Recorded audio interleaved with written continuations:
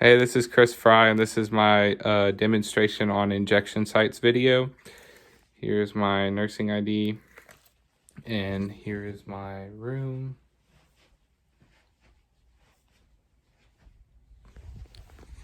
And we'll get started.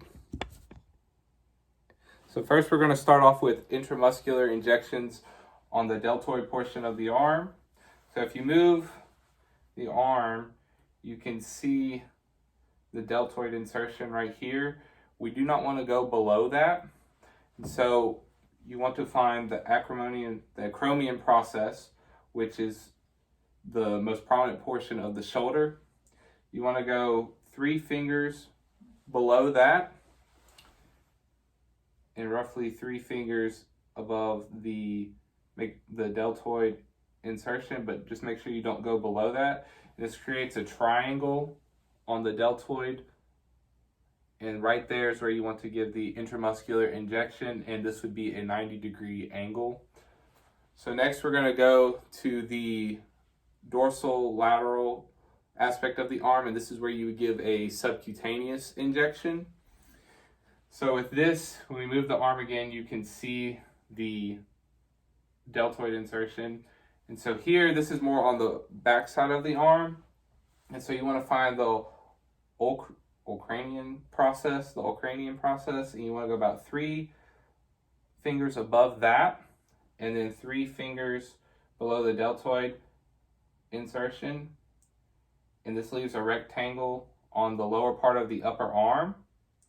And here you can give an injection at either a 45-degree angle or a 90-degree angle, depending on how much subcutaneous tissue you have and the amount of solution that you are injecting.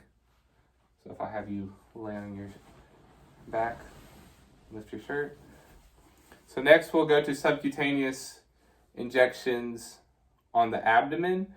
And so on the abdomen, you do not want to give an injection anywhere within 2 inches of the umbilicus or the belly button. So around that, you have a 2-inch radius, and then you do not want to go past the anterior superior iliac spines, which are the most forward portion of the iliac crest. And then you do not want to go above the costal margin, and you do not want to go below the pubis or the pubic groin area. And with this gives you roughly 12 different spots that you could give injections. And this is a preferred area, especially for people who have to give multiple injections, such as insulin-dependent patients or people that are on heparin. So next, we're going to move to the vastus lateralis. And on this, you can move the leg to feel for the greater trochanter. Once you find that, you go a hand's grip below the greater trochanter, and you want to go a hand's grip above the kneecap.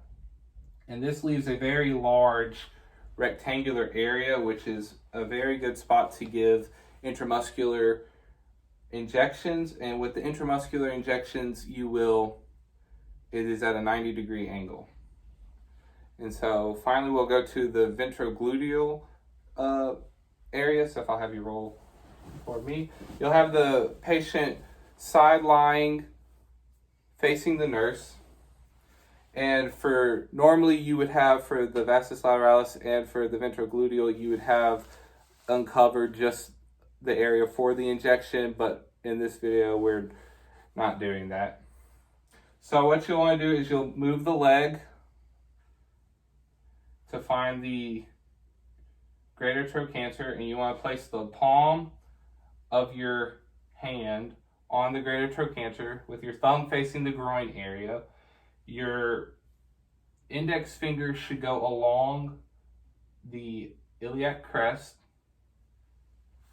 your index finger should go along the anterior iliac spine, and your middle finger should be more backwards toward the iliac. And this creates a V-shaped pattern, and in there you want to give your injection. And this is the most preferred spot for intramuscular injections because there's not a lot of nerves that can be damaged. If you feel for any bone, like when you palpate for good muscle to give this injection, if you feel any bony prominences, you can always move just slightly around to find the better muscle around that.